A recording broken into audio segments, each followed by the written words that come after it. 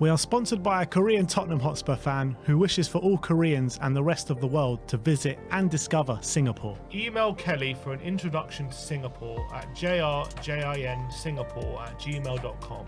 That's jrjinsingapore@gmail.com. What's going on, people? We are Tottenham TV, back here for another Tottenham update out here in Seoul, Korea, outside the hotel, the JW Marriott. Lovely little setting behind us with a few high rises. It's great to be out here in Seoul, and only a few days left. Going home on Monday. We are, what is it now? Saturday, 3 o'clock. We've got the game to go to tonight, Spurs against Bayern Munich, which I'm very much looking forward to. But yeah, it's been a great trip, hasn't it? Shame that it's so close to ending. I'm gutted that we're going to be nearly going back. But look, let's enjoy the game tonight. We're going to go see Sonny's hometown tomorrow as well. So still some stuff to do before we go. Yeah. In terms of the Tottenham update, Mike McGrath said a story last night saying Man City fullback Issa Kabore is a leading contender for Tottenham should they sell Emerson Royale this summer. Emerson is pushing for a move to Milan. However, Paul O'Keefe did respond to that, saying this is not true, not in capital letters. I did think it was a strange one when we first saw it. I think he's a good player. I wouldn't say he's better than Spence or anything. I'd rather give Spence an opportunity than sign a Kabore where he's going to have to settle in and he's going to be another one where we're not sure if he's going to make the grade and be an upgrade. So it wouldn't make too much sense to me. I thought he had a pretty good season at Luton last season. I was pretty impressed with him on a number of occasions. I thought he's one of their better players, very pacey, threatening down the right. A few games I thought he was dominating down the right hand side for Luton, but I just don't see the point in it. And maybe he's young, he's English, but we've got one in Jed Spence, so yeah. Don't understand why go for Kabore when we've got one sitting here. And I feel like with Jed Spence, obviously he's had his issues over the past couple of years since joining Spurs, but I think what he brings to the table is exactly what Ange Postecoglou wants from his fullbacks. Yeah, that's why. I mean, based on what I've been seeing on pre-season, I did question whether he'd be suited, but he's definitely doing a good job so far. But maybe it's still up in the air whether he's going to stay or not. Yeah. Well, we've got some quotes on Jed Spence a bit later on in the video, but let's get to this one on Jamie Donley from Tom Barkley, saying plenty of loan interest in Tottenham youngster Jamie Donley, who has shone at left back in pre-season. Most teams of the Championship and League One want to borrow him with his ambitions, with ambitious Birmingham, whose Chris Davis is very keen on bringing him in, who was obviously Ange Postecoglou's number 2 last season. But it's interesting they say that most Championship and League One clubs want to take Jamie Donley. Well, I think that just goes to show how much he's been impressing, especially in pre-season as well. He's really shown he's capable at this level, I think, to perform, making that step up from the academy. So I'm really intrigued to see where he does go. And do you think he has to go somewhere? Does he have to? I would suggest it's probably best for him to. I don't see him getting in the midfield. I don't really see him getting in the forward line. I mean, he could be back up left back, but is that really where we want to play him? I mean, I don't know. So I think it's best for him to go out on loan at the moment, get some valuable experience out in the Championship. You've got to remember, he hasn't been out on loan yet. He's only been playing in the academy. So I think find his feet, find his best position as well. And I think that's probably what's best for him right now, I would say. I really like what I'm seeing from him at left back so far. And with Destiny Udogie, there's no one else to back him up at the moment. We don't have anyone that can play left back, maybe Mickey van der Ven. But that means you need another centre-back to come in as well, which we probably do need from now to the end of the window. So if we don't bring in another left-back from now until the end of the transfer window, would you be happy with Jamie Donley being in the backup role for that?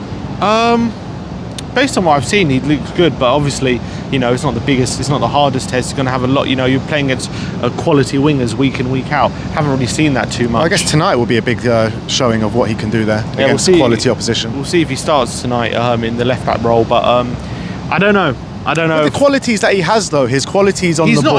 Is he going to be a left back though?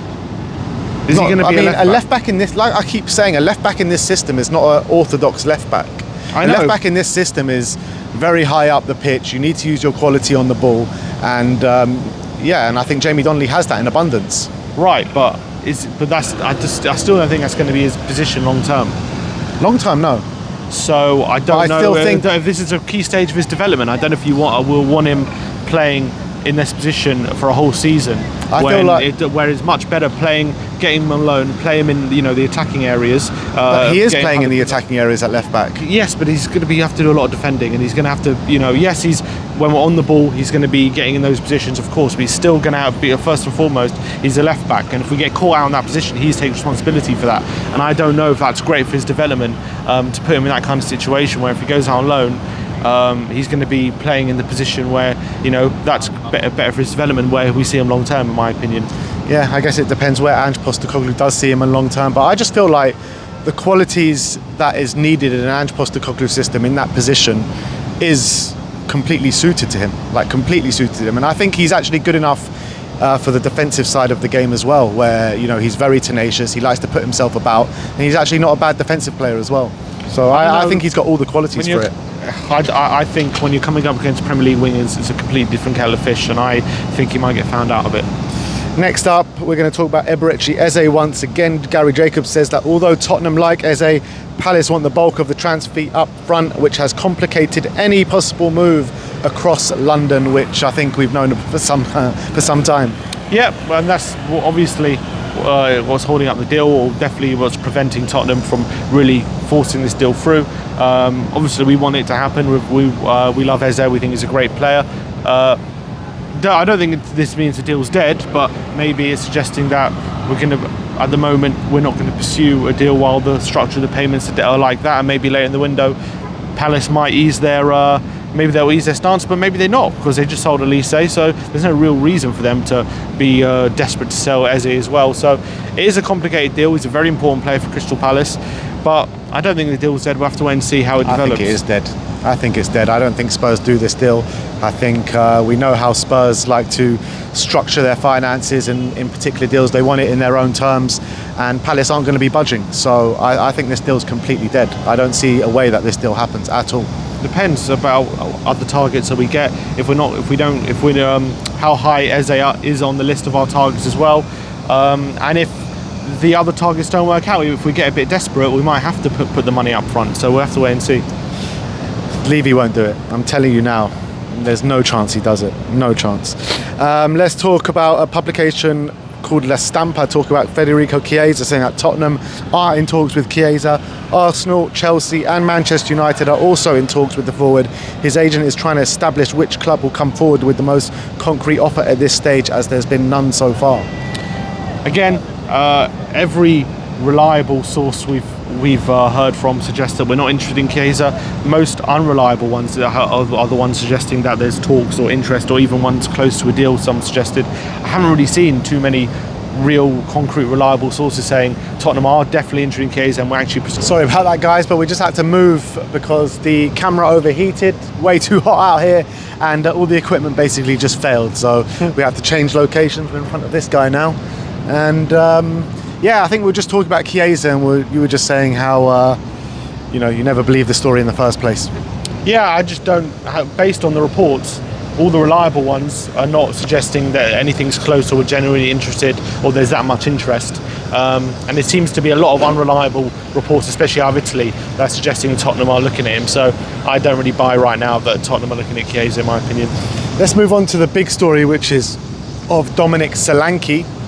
Interesting to hear Ange Postecoglou in his press conference yesterday talking about that Spurs, well, he's looking to wrap up a deal for a striker in the next month. And there's a lot of talk going on about Dominic Solanke. We heard Fabrizio Romano talk about it yesterday, and now we've got a lot of the reliable journalists talking about it. Paul O'Keefe says Solanke is one of the names on the list for centre forward. Spurs are one of the clubs that can trigger the high release clause, but it's a difficult deal to do. Surprise, surprise.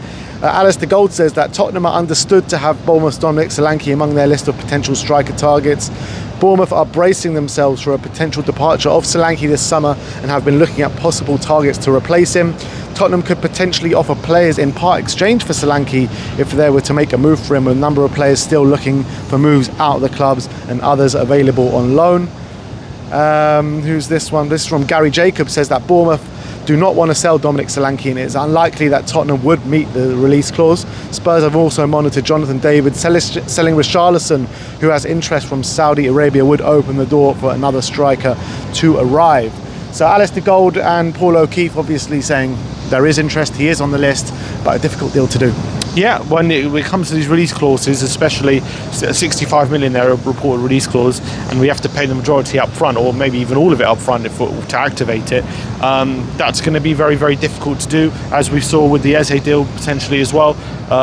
That is not something that Tottenham definitely want to do with their financial situation. Obviously, we're in a good financial situation, but we don't like to put the bulk of the money up front. We like to spread out the payments, as do most clubs. Most clubs don't usually like to activate these kind of release clauses and pay the bulk of the money up front. In terms of money, players that we can offer Bournemouth, maybe Valise on loan potentially, or even transfer could be something. Skip, obviously, he's a player that not sure what Spurs want to do with him. There's Ben Davis. Emerson hasn't signed for AC Milan yet. Maybe you can throw him in. So we do have some There players. could be some loan players from the academy and stuff, like maybe even like a Jamie Donley on loan, or one of these kind of players. Donley, Lancashire. So there are players we can offer. I don't know how much it's going to bring the price down. I don't know how significantly it will. Like, if we add only Skip, it probably brings the price down. Like, I don't know, if you're Bournemouth, like, yes, if Tottenham are selling Skip, you might value him at like 15 to 20 million. But if you're Bournemouth, are you going to shave off 20 million just to get Skip in? I don't know if you would. You'd probably maybe shave off. I think he 10. becomes a starter in their team. Yeah, I think he becomes one of their best midfield players. I'm not saying he doesn't. I'm just saying I don't know if they would shave 20 million off for him. I would say maybe 10 million. Like, I don't know how desperate they would be to get him in, or it would just be a sweetener in the deal.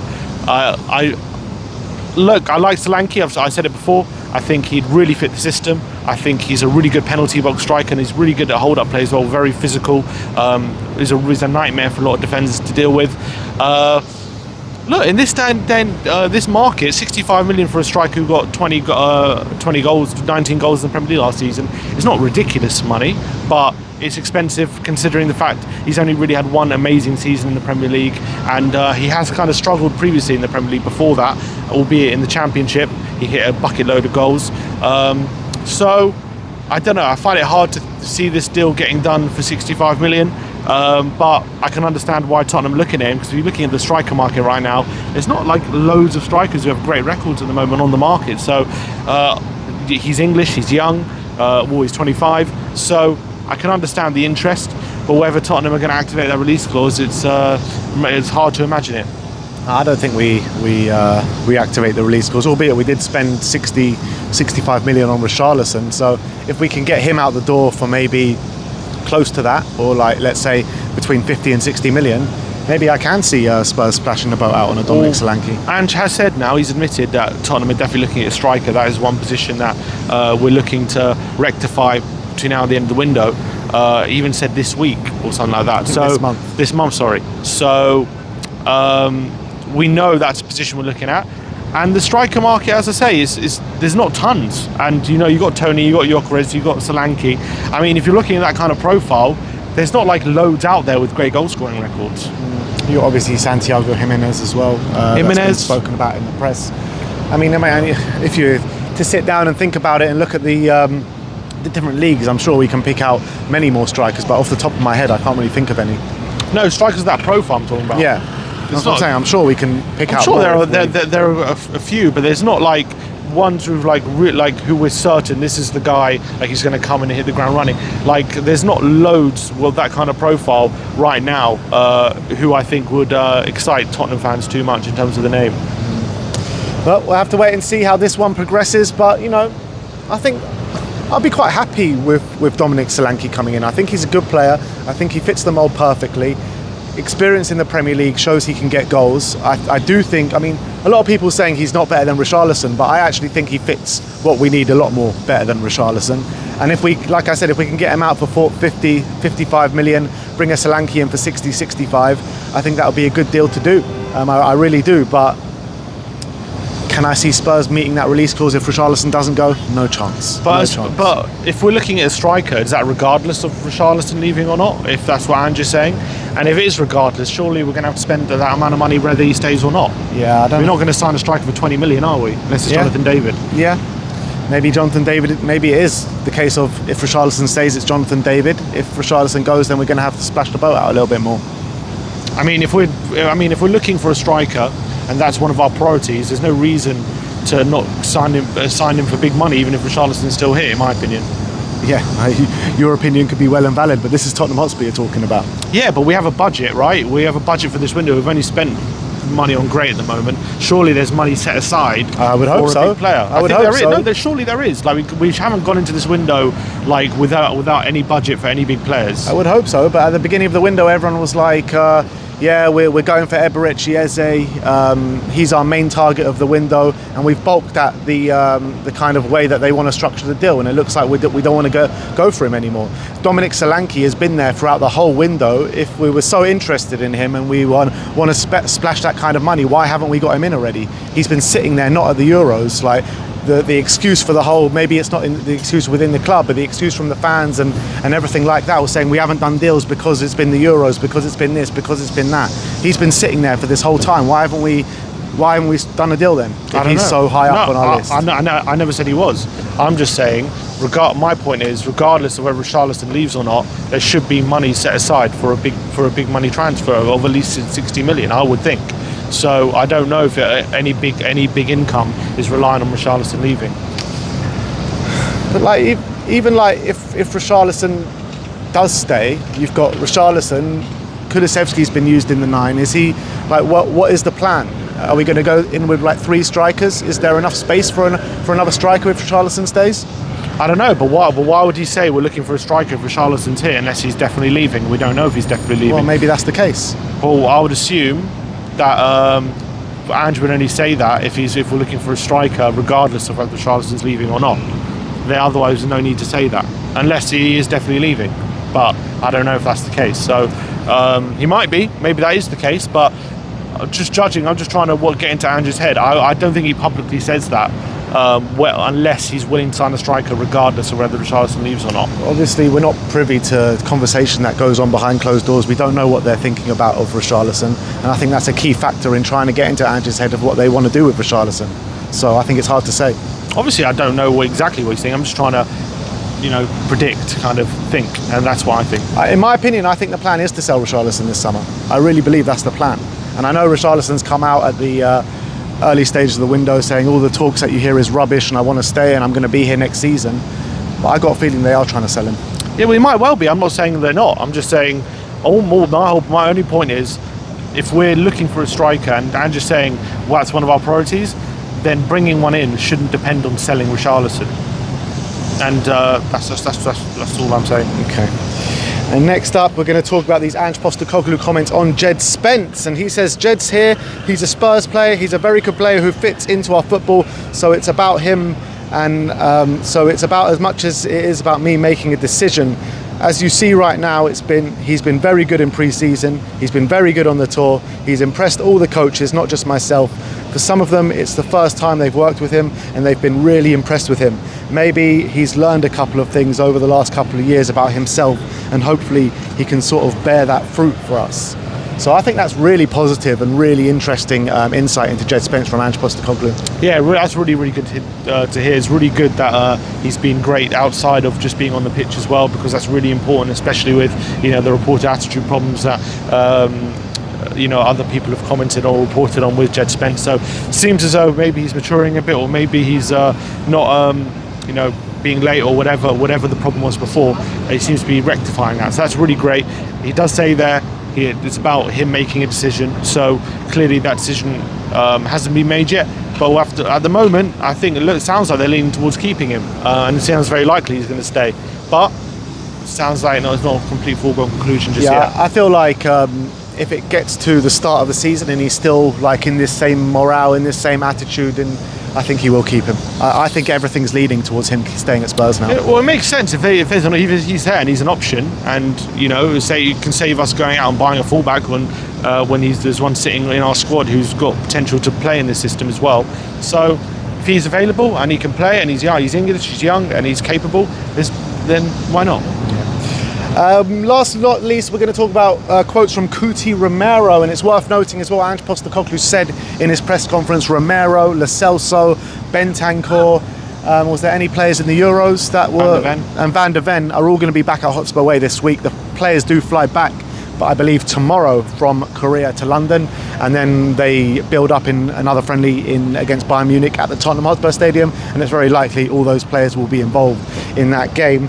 And Romero's been speaking to ESPN Argentina over the last 24 hours, and he says, I'm very happy at Tottenham. They treat me very well there. Tottenham is an incredible club. We have to win a trophy. I respect Tottenham a lot. They always give me a lot of love here. So I like to play here. I don't think about other clubs or possibilities. Even if I know there have been some rumours about a possible transfer, I'm calm. So that's exactly what you want to hear from your vice captain going into the season when there's been a few question marks about his future.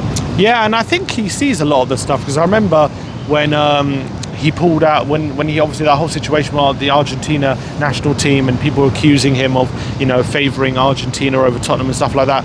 And then, you know, he said in an interview not long after that, like, oh, people accuse me of liking Argentina more, and it's not true, all that kind of stuff. So he definitely sees a lot of these stuff on social media. He's definitely aware of it, and obviously he's been heavily linked with the likes of Real Madrid and stuff like that. But it's very good to hear those words from him. I've always felt he's very committed to Tottenham. Obviously, he's got 3 years left on his deal, so whether he remains at the Tottenham, you know, in the long term remains to be seen, or whether he will have his head turned. It's all about Tottenham matching his ambitions at the end of the day, and if we can compete for the big trophies, I do think he's happy to stay. But if that isn't going to happen here, he'll have to think long and hard about his future. So let's hope we start competing soon. But really great words, and look, we love Kuti at Spurs, and it's great to hear that it's reciprocal. All right, well, that is your Tottenham update. We're about to head to the Seoul World Cup Stadium to go and see Tottenham against Bayern Munich. So check out for all the content revolving the game. But thank you everyone for joining us today. Like, subscribe and comment. And as always, come on you Spurs.